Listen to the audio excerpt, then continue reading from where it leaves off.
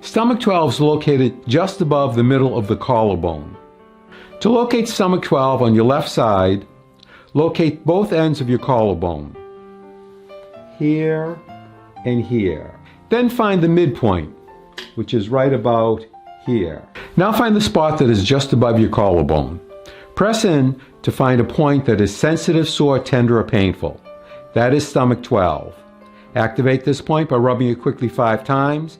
Take a break for a count of 5 and repeat 4 more times. It might look like this.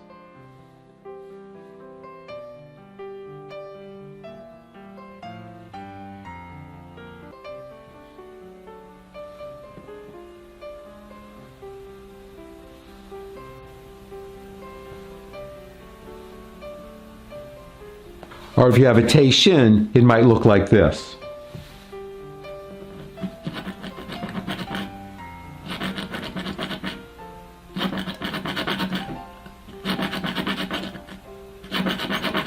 Now locate and activate stomach 12 on your right side.